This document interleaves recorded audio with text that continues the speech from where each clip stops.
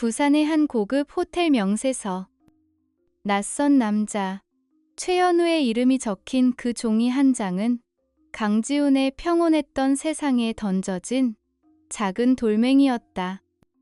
하지만 그 돌멩이가 일으킨 파문은 그의 삶 전체를 집어삼킬 듯 거대했다. 지훈은 아내 윤서연의 외투에서 그 종이를 발견한 순간부터 과거의 기억들을 필사적으로 되짚기 시작했다. 마치 잘 짜인 소설의 복선처럼 무심코 지나쳤던 아내의 모든 행동들이 날카로운 파편이 되어 그의 머릿속을 헤집었다. 언제부터였을까? 아니, 어쩌면 아주 오래전부터였을지도 몰라. 내가 너무 바보 같았지. 그녀의 완벽한 이중 생활을 전혀 눈치채지 못했으니까. 그의 기억은 몇 달 전으로 거슬러 올라갔다. 유능한 아트갤러리 큐레이터였던 아내 서연의 출장은 유독 잦았다. 부산, 광주, 전국 각지에서 열리는 미술 전시회는 그녀에게 중요한 비즈니스였다. 지훈 씨, 나 이번 주말에 광주 다녀와야 할 것 같아. 중요한 작가님 미팅이 잡혔어. 오래 걸리진 않을 거야. 금방 올게. 자은? 요즘 너무 무리하는 거 아니야? 당신 몸도 생각해야지. 괜찮아. 다 우리 미래를 위한 거잖아. 이번 프로젝트만 잘 마치면 한동안은 쉴 수 있을 거야. 걱정 말고 글이나 쓰고 있어. 내 사랑하는 소설가님. 서연은 늘 그렇게 다정하고 논리정연했다. 그녀의 성공을 의심하는 것은 곧 그녀의 사랑과 노력을 의심하는 것처럼 느껴졌다.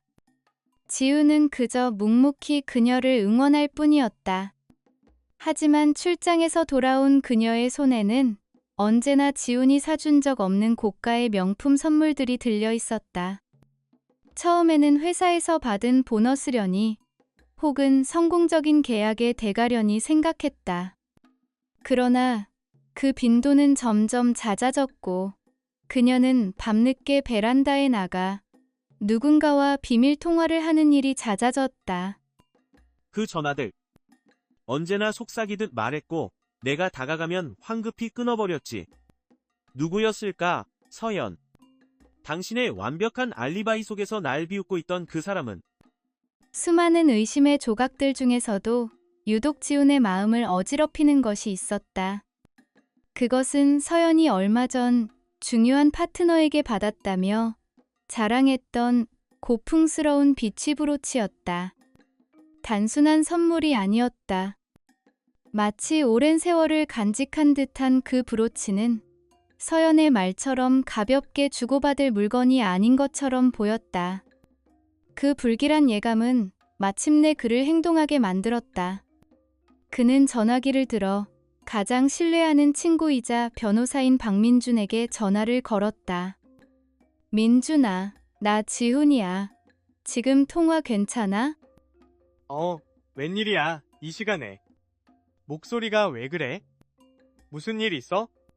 민준아, 나 아무래도 서연이가 이상해. 아주 많이. 지훈은 떨리는 목소리로 호텔 명세서 이야기부터 비취 브로치까지 그를 올가매는 의심들을 쏟아냈다. 수화기 너머로 민준의 깊은 한숨 소리가 들려왔다. 지훈아, 일단 진정해. 네가 지금 하는 얘기들 전부 심증뿐이야. 감정적으로 행동해서 좋을 거 하나 없어. 알잖아, 법정에서는 차가운 증거가 전부야. 증거라니. 그럼 내가 뭘 어떻게 해야 하는데? 그냥 이대로 참고 살라고? 아니, 정신 똑바로 차리라는 거야. 지금부터 내 아내의 모든 것을 기록해. 출장 일정, 카드 사용 내역, 통화 기록. 사소한 거라도 좋아. 모순점을 찾아내야 해. 감정이 아니라 팩트로 그녀의 가면을 벗겨야 한다고. 친구의 냉정한 조언은 오히려 지훈의 머리를 맑게 만들었다. 그는 전화를 끊고 곧장 컴퓨터 앞에 앉았다. 분노와 슬픔을 잠시 억누른 채 그는 소설가의 집요함으로 첫 번째 팩트 체크를 시작했다. 서연이 일하는 갤러리의 공식 홈페이지. 그곳에는 지난 몇 달간의 모든 전시 및 행사 일정이 투명하게 공개되어 있었다. 지우는 서연이 부산 출장을 갔다고 말했던 날짜와 홈페이지의 공식 일정을 하나씩 대조하기 시작했다. 그리고 마침내 발견했다. 없어. 그날 갤러리는 부산에서 아무런 행사도 없었어. 그렇다면 서연이는 대체 어디서 뭘 한 거지? 완벽해 보였던 아내의 세상에 첫 번째 균열이 생기는 순간이었다. 그것은 앞으로 닥쳐올 거대한 폭풍의 시작을 알리는 작지만 분명한 신호였다. 지훈은 마우스를 쥔 손에 힘을 주었다. 그의 눈빛은 더 이상 슬픔에 젖은 남편의 것이 아니었다. 진실을 파헤치려는 사냥꾼의 눈빛으로 변해 있었다. 이제 그는 직접 확인해야만 했다. 아내의 다음 출장이 어디를 향하는지를. 다음 날 강지훈은 제주도 서귀포의 한 고급 리조트에 있었습니다. 국내외 예술계 인사들이 모두 모인 프라이빗 아트 페어가 열리는 곳. 그 화려하고 위선적인 공간의 공기는 이상하리만치 무겁고 긴장감이 감돌았습니다. 지우는 깊게 눌러쓴 모자와 선글라스로 얼굴을 가린 채 로비 한쪽 구석의 푹신한 소파에 몸을 묻었습니다. 그의 심장은 금방이라도 터져나올 듯 미친 듯이 뛰고 있었습니다. 그리고 그는 보았습니다. 저 멀리 샴페인 잔을 든 사람들 사이에서 환하게 웃고 있는 아내 윤서연을.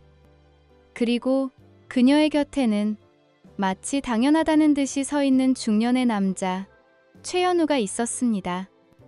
서연은 지훈 앞에서는 단 한 번도 보여주지 않았던 완전히 무장해제된 편안한 미소를 짓고 있었습니다. 지훈의 피가 차갑게 식는 것을 느꼈습니다. 바로 그때 그의 모든 의심의 종지부를 찍는 결정적인 장면이 펼쳐졌습니다. 최현우가 품 안에서 무언가를 꺼내 서연의 옷깃에 직접 달아주었습니다. 영롱한 녹색 빛을 뿜어내는 바로 그 빛이 브로치였습니다. 서연은 사랑스럽다는 듯 미소 지으며 현우의 손길을 자연스럽게 받아들였습니다. 배신감이 지훈의 온몸을 꿰뚫었습니다. 그는 자리에서 일어났습니다. 더 이상 숨어 있을 이유가 없었습니다. 그는 망설임 없이 곧장 두 사람이 있는 곳으로 향했습니다. 그 브로치 참 잘 어울리네요. 중요한 파트너가 준 선물인가? 지훈의 목소리에 주변의 소음이 순간 멎는 듯 했습니다. 서연의 얼굴에서 웃음기가 순식간에 사라졌습니다. 그녀의 눈이 경악으로 물들었고 입술이 파르르 떨리기 시작했습니다. 지훈 씨? 당신이 여긴 어떻게? 아니, 그게 아니라 이건 윤 큐레이터의 남편 되시는 분인가? 이야기는 많이 들었습니다. 여기까지 행차하시다니 대단한 열정이시군. 최현우의 태도는 노골적인 경멸과 조롱으로 가득 차 있었습니다. 그는 한치의 당황도 없이 오히려 이 상황을 즐기는 듯 보였습니다. 출장이라고 했지. 광주에서 중요한 미팅이 있다고. 근데 왜 당신이 제주도에 이 남자와 함께 있는 거지? 설명해봐, 윤서연. 오해야. 정말이야. 최 대표님은 여기서 우연히. 우연?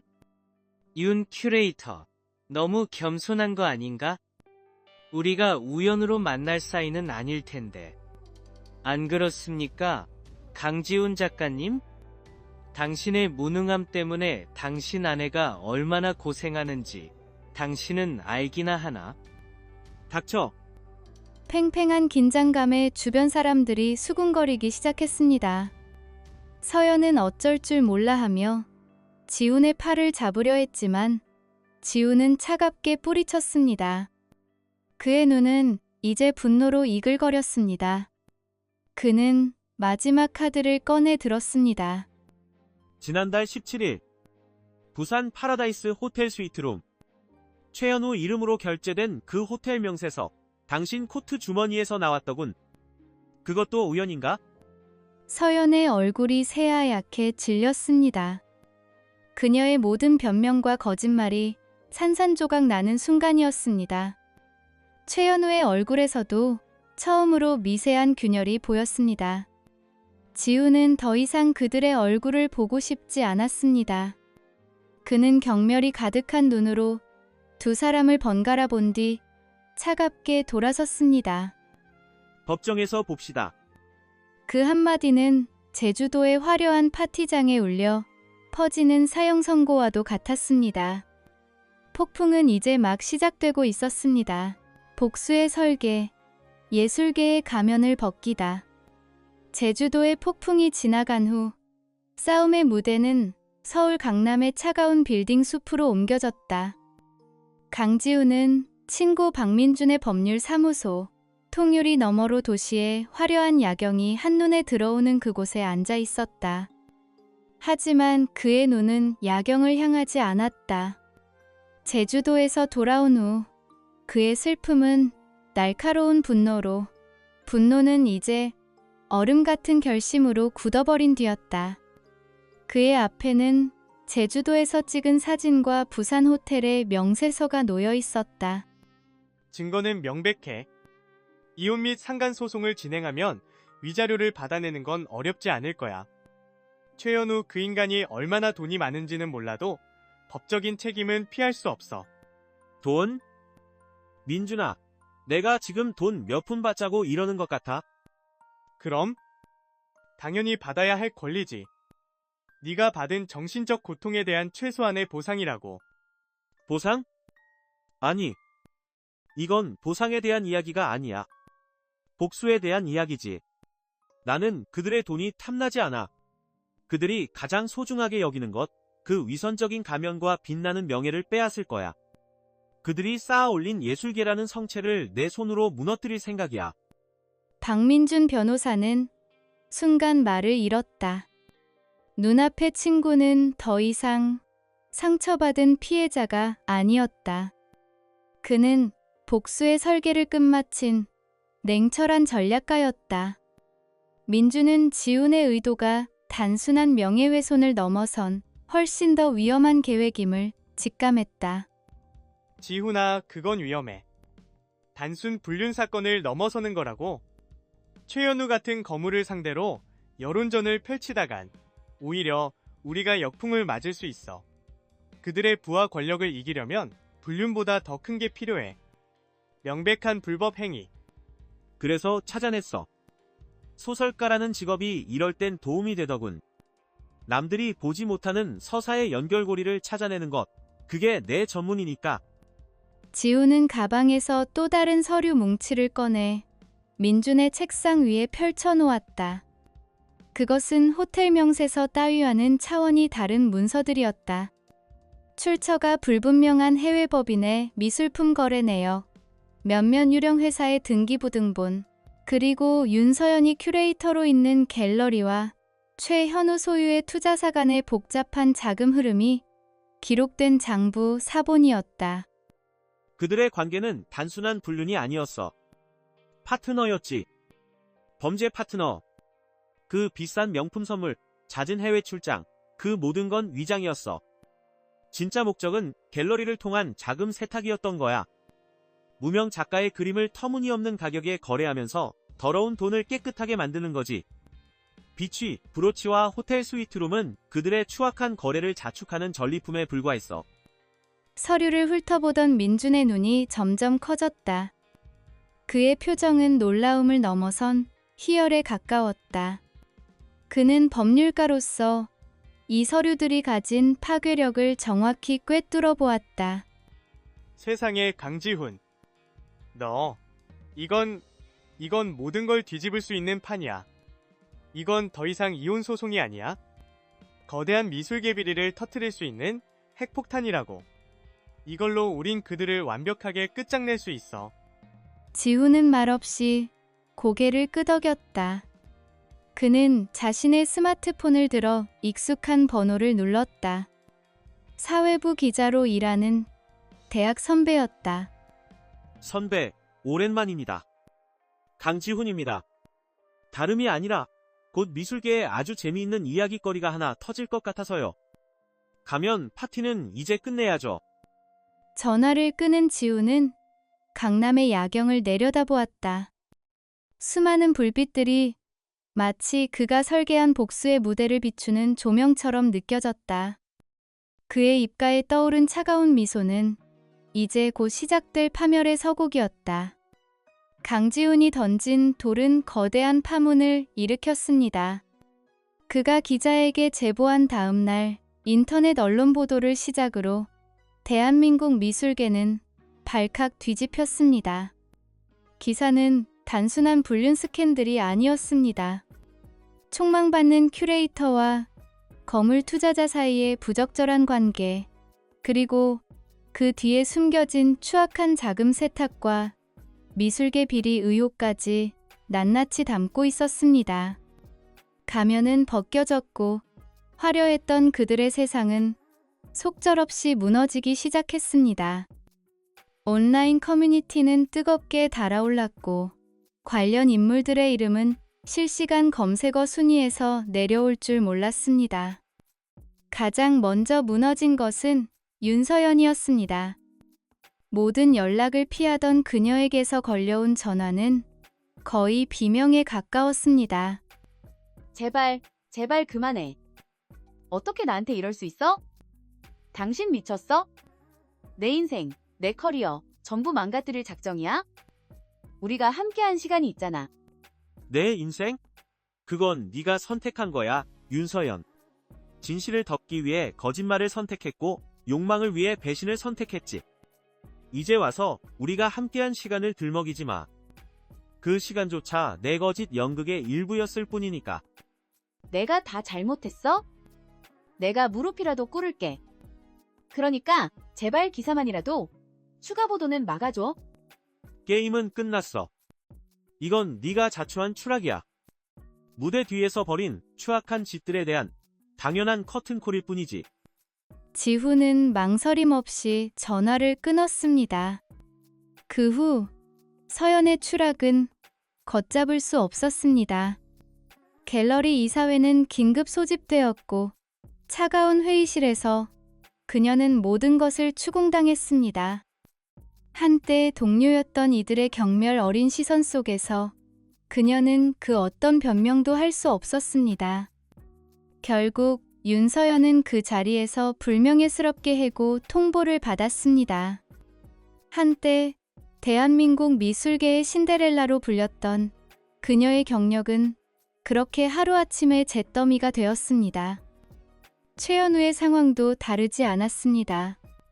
검찰과 국세청의 조사가 시작되었고 그의 투자 제국은 뿌리부터 흔들렸습니다. 분노에 찬 그 역시 지훈에게 전화를 걸어왔습니다. 그의 목소리에서는 더 이상 오만함이 아닌 도끼만이 느껴졌습니다. 강지훈, 네가 감히 나를 건드려? 하찮은 작가 나부랭이가. 내가 누군지 잊었나 본데 넌 내 손에 죽을 수도 있어. 네 그 조용한 서재가 어떻게 엉망이 되는지 보고 싶나? 협박인가? 이미 모든 걸 잃은 사람한테는 그런 말이 통하지 않아, 최연우 씨. 당신이야말로 잃을 게 아주 많아 보이는데 당신의 돈, 당신의 명예, 그리고 당신의 자유까지. 너 두고 봐. 반드시 후회하게 만들어 줄 테니. 법은 당신 같은 사람에게는 우스울지 몰라도 여론은 다르지. 당신이 그토록 아끼는 그 위선적인 미술계에서 당신은 이제 사회적으로 매장당했어. 그게 내가 계획한 진짜 복수야. 당신은 이제 유령이나 마찬가지야. 아무도 당신의 손을 잡지 않고 아무도 당신의 말을 믿지 않지. 법적 싸움은 언론 보도 이후 사실상 승패가 결정된 것이나 다름없었습니다. 법원은 지훈의 손을 들어주었고 이혼 판결과 함께 최연우에게 거액의 위자료 지급을 명령했습니다. 그러나 그 판결문은 지훈에게 더 이상 중요하지 않았습니다. 진짜 심판은 법정이 아닌 세상이 내리고 있었기 때문입니다. 윤서연과 최현우는 미술계에서 완전히 퇴출되었습니다. 그들의 이름은 더러운 스캔들과 함께 기억되었고, 한때 그들을 떠받들던 사람들은 싸늘하게 등을 돌렸습니다. 얼마 전까지만 해도 모든 파티의 주인공이었던 그들은 이제 초대받지 못하는 손님이 되었습니다. 완벽한 사회적 매장이었습니다. 모든 것이 끝난 저녁, 지훈은 텅 빈 마포의 작업실에 홀로 앉아 있었습니다. 창밖은 여전히 시끄러웠지만 그의 공간은 지독하게 고요했습니다. 그때 스마트폰이 짧게 울렸습니다. 친구 박민준 변호사가 보낸 문자 메시지였습니다. 거기에는 단 2단어가 적혀 있었습니다. 완전 승소. 지훈은 그 메시지를 한참 동안 말없이 내려다보았습니다. 그는 이겼습니다. 분명히 이겼습니다. 복수는 완벽하게 끝났습니다. 그런데 왜 가슴 한 구석이 이토록 시리도록 공허한 것일까요? 복수의 끝에서 그를 기다리고 있던 것은 통쾌함이 아닌 지독한 허무함이었습니다. 폐허 속에서 다시 피어나다. 복수는 끝났습니다. 그러나 지훈의 마음속 전쟁은 이제부터 시작이었습니다. 승리의 통쾌함은 하룻밤 만에 사라졌고 그 자리에는 거대한 공허함만이 남았습니다. 그는 며칠 밤낮을 텅 빈 작업실에서 유령처럼 떠돌았습니다. 모든 것을 되돌리고 싶었지만 이미 너무 많은 것이 부서진 뒤였습니다. 이겼는데 왜 패배한 것 같지? 그들을 무너뜨렸지만 나 역시 폐허 속에 서 있는 기분이야. 이게 내가 원했던 결말이었나? 그는 무작정 밖으로 나와 한강변을 걸었습니다. 강물에 비친 도시의 불빛들이 부서진 그의 마음처럼 흔들렸습니다. 그는 그때 깨달았습니다. 파괴를 통한 복수는 결코 진정한 치유를 가져다 줄 수 없다는 것을. 진정한 평화는 다른 곳에 있었습니다. 그는 집으로, 그의 작업실로 돌아왔습니다. 증거들이 담긴 상자를 더 이상 보지 않았습니다. 대신 그는 컴퓨터를 켜고 하얀 빈 문서를 열었습니다. 그리고 강지훈은 쓰기 시작했습니다. 복수를 위한 기록이 아닌 구원을 위한 소설 집필이었습니다. 그는 자신의 모든 고통과 분노, 배신감, 그리고 지독했던 공허함까지도 문장 속에 녹여냈습니다. 그것은 파괴가 아닌 창조를 통한 가장 고통스럽고도 완벽한 치유의 과정이었습니다. 1년 후 서울의 한 대형 서점. 수많은 사람들이 길게 줄을 서 있었습니다. 그들의 손에는 한 권의 책이 들려 있었습니다. 베스트셀러 소설, 가면 뒤의 진실. 그리고 그 책의 저자 사인의 자리에는 이전보다 한결 편안해진 얼굴의 강지훈이 앉아 있었습니다. 바로 그때 한 아이가 달려와 그의 품에 와락 안겼습니다. 그의 아들이었습니다. 지훈은 아들을 힘껏 끌어안았습니다. 독자들의 박수 소리보다 아들의 따뜻한 온기가 그의 가슴을 가득 채웠습니다. 그래, 이게 나의 진짜 승리다. 내 모든 것을 걸고 지켜내야 했던 건 바로 이 아이의 웃음이었어. 나의 새로운 시작은 바로 여기, 지금 이 순간이구나. 강지훈의 이야기는 이렇게 끝이 납니다. 때로 인생은 우리를 배신하고 폐허 속에 버려두기도 합니다. 하지만 기억하십시오. 가장 깊은 어둠 속에서도 우리를 다시 일으켜 세우는 것은 복수심이 아닌 우리 안에 잠재된 내면의 힘입니다. 상처를 드러내는 것을 두려워하지 마십시오. 당신의 고통은 당신을 무너뜨리는 독이 아니라 당신을 더 단단하게 피워낼 자양분이 될 수 있습니다. 이것이 가면 뒤에 숨겨져 있던 진짜 진실입니다.